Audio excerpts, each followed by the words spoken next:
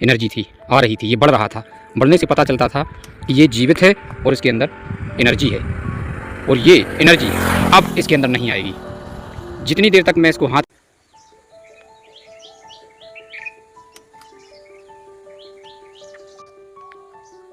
ये जामुन का पौधा है,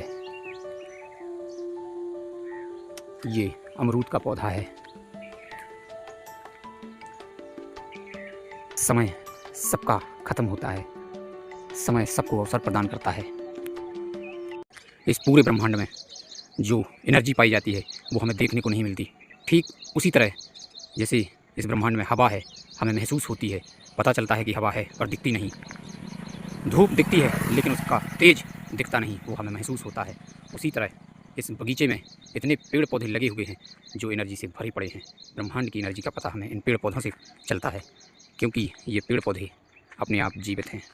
प्रकाश संश्लेषण की क्रिया के माध्यम से ये अपना भोजन बनाते हैं और इस ब्रह्मांड की जो शक्ति होती है, जो ऊर्जा होती है, उसको अपनी ओर खींचते हैं, अपने में समाहित करते हैं और उनके अंदर गुण पैदा करते हैं। फिर फल लगते हैं पौधों में, और उन फलों के अंदर वही एनर्जी होती है जो इंसान को जीने के लिए बहुत ही आवश्यक होती है। और इस ऊर्जा को बिना देरी किए हम पेड़ से सीधा तोड़ करके और अगर प्रयोग करते हैं, ये लगे हुए हैं, ये लगे हुए हैं, जितनी जल्दी हम इनको तोड़ करके प्रयोग करते हैं उतनी ही जल्दी पेड़ की एनर्जी हमारे अंदर आ जाती है और हमें ऊर्जा प्रदान करती है। उसका भी एक निश्चित समय होता है कि वो कितनी देर तक हमारे शरीर में रहने वाली है, क्योंकि हमारा शरीर भी एनर्जी से चलता है। लोग कहते हैं कि शरीर के अंदर एक आत्मा रहती है और वो आत्मा निकल जाने के बाद इंसान मर जाता है। ऐसा आप सोच रहे हैं, लेकिन ऐसा बिल्कुल भी नहीं है। वीडियो को स्किप मत कीजिए और पूरे वीडियो को देखिए। आज आपको एक गूढ़ रहस्य का पता हो जाएगा। एक्चुअली शरीर के अंदर कोई आत्मा नहीं है।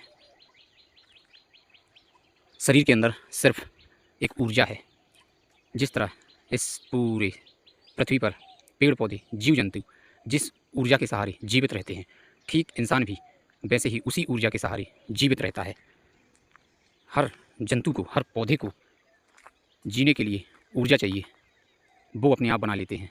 लेकिन हम इंसान अपनी ऊर्जा अपने आप नहीं बनाते।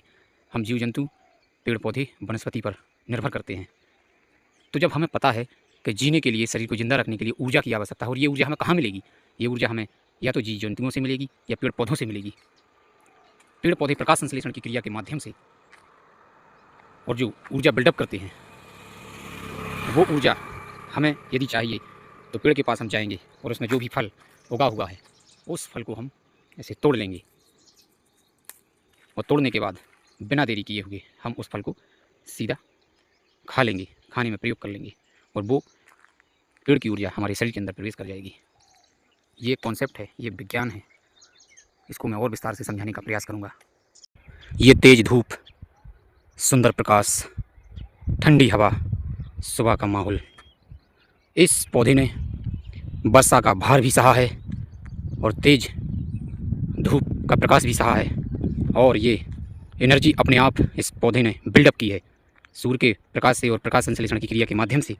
इसमें जो फल उगे हैं, ये मध्य प्रदेश का सेब है। हमारी भाषा में इसको बेर कहते हैं। अब इस बेर में जो एनर्जी आई है, इसको मैं तोड़कर दिखाता हूँ। ये लगे हुए हैं। जब तक ये पेड़ पर लगा हुआ था, इस पौधे के माध्यम से इस पर एनर्जी थी, आ रही थी, ये बढ़ रहा था।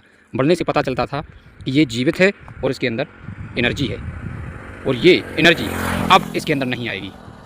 जितनी देर तक मैं इसको हाथ में रखूँगा या पौधे से दूर रखूँगा, उतनी समय में ये एनर्जी ख़त्म होती जाएगी, और 3 से 4 दिन बाद इसकी एनर्जी पूरी तरीके से ख़त्म हो जाएगी और ये बेर ख़राब हो जाएगा। इससे पता चलता है कि एनर्जी हमारे आसपास के पेड़ पौधों में है, और इसी एनर्जी को हमें डायरेक्ट प्राप्त करने के लिए बिल्कुल भी समय नहीं गंवाना चाहिए। ये पौधा जो फल दे रहा है, इसके फल को तोड़ करके वो सीधा मुँह में ले लो। जितना जल्दी इसको आप खाएंगे, प्रयोग करेंगे, उतनी ही ज़्यादा इसकी एनर्जी हमारे शरीर के अंदर आती है। आशा है आप समझ गए होंगे।